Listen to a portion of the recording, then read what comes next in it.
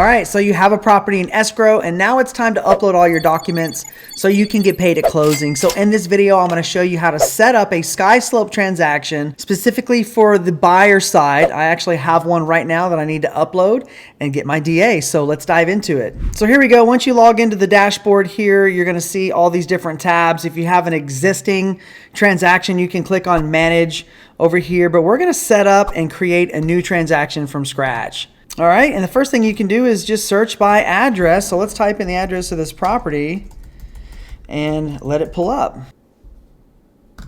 Okay, so most of this information is going to populate right out of the gate here.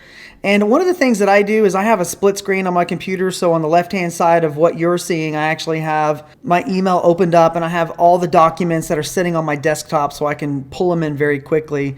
So one of the things that I like to have available is the MLS information. So all this information right here you're going to need. Obviously the lenders and your title company and the other agent, all that information is going to be added as well. So you'll need to gather all your information before you're ready to upload into Skyslope. So the MLS number, we can type that in. So the first thing that you want to do is just start going and inputting everything that's in a red asterisk. And all this information is pretty standard. There's the MLS number. I'll check the type of checklist here. This is a residential resale. It's super important that you check the correct box, whether it be a new build, a lease, or a listing, because the documentation required is going to be a little bit different for each type of transaction. So just go through this, add all the information for the property, and we'll move on to the next tab. So be sure to use an MLS sheet so you can pull all this information from, also your purchase contract. And then once you put that information in, click next.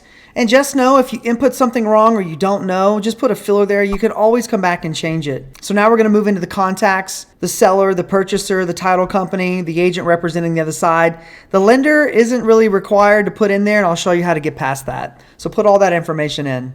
All right, so now we've input the seller's information. Now we're going to click next, and that's going to take us to the purchaser's information. So let's put their info in now. All right, now I've added the buyer's contact info. I'm going to go ahead and click next. I actually clicked save at the bottom. Now I'm going to click next. And now it's going to take us to the title company. So let's put their information in. All right, so I've input Allison's information at Harbortown Title. And now I clicked save at the bottom. Now I'm going to click next. And it's put in the agent on the other side of the transaction's name. All right, so I have input Clay's information, the agent on the other side. I'm going to click save, going to save that, and now I'm going to click next. So once again, if you don't know all the lender's information, you can put NA in there. You can put it up there if you have it, but just know that you can actually get through this without having all the information up front, so you can get through this as quickly as possible. If you have any discrepancies or need to make any edits, you can always come back and change that later. So put the lender's information in there and click submit. And what this is going to do is this going to set up the file. So you can review this information here. If there's anything that's not correct, you can jump in there and change it very quickly. So we're going to go through all the commissions and everything right now. Once all the commission information is input, we're going to move over to the documents. All right, so once you add the commission information, we're going to click submit. We're not going to click open escrow because I'm in Texas. We are in a title and escrow state. So title companies hold escrow. We don't particularly hold escrow here in Texas. So the checklist, these are all the documents that you've gotten signed throughout the transaction from beginning, the representation agreements and disclosures, and then purchase contract, and then everything that comes after that. And we're going to start by just adding those in here. And you can do this a couple different ways. One of the ways is you can drag and drop. It's just a lot easier for me. As I get documents, I just save them on my desktop. I know where they are. But you can also, this email address right here, any documents that you email to this list is going to show up in this section right here where it says documents. So if you would prefer to email over the documents and then they're already going to get inserted into your Skyslope file, you can do that as well. So just know that this email address right here will archive and pull in all the documents. So I'm going to start dragging and dropping all these in, at least the ones that I have right now. And typically I like to start with the disclosure information as far as information about brokerage services, the home warranty, the affiliated business disclosures, the representation agreement. So I'm going to drag and drop these in just one by one. You can see how easy it is. They just kind of fall into place.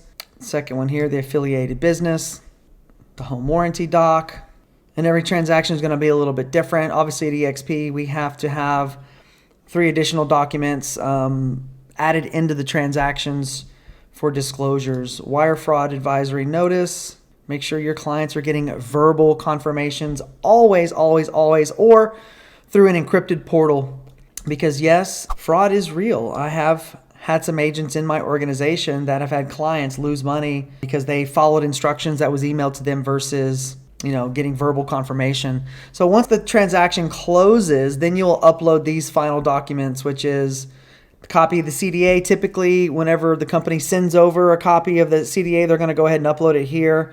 The final closing disclosure, a copy of eXp's check, and then a copy of your commission. If it's a check, you need a copy of it, or if it's a wire, you just need a copy of the wire transmission that shows that the wire was sent from the escrow company. So we're going to go back up here to the top, which is all the purchase documents, the 1-to-4 family purchase contract, and all the addenda. So let's drag those in now. All right, so I've uploaded all the documents that I have at the moment. I'm going to have to come back and add a CMA and an MLS. I'll just do a screen save to a PDF and then upload it there. All right, there you go. There is a quick rundown of how you can actually set up a Skyslope transaction and get paid at closing. Obviously, there's a few more documents that I need to add to my file. Have a closing coming up here in a couple weeks. So hope you enjoyed it. See you on the next one.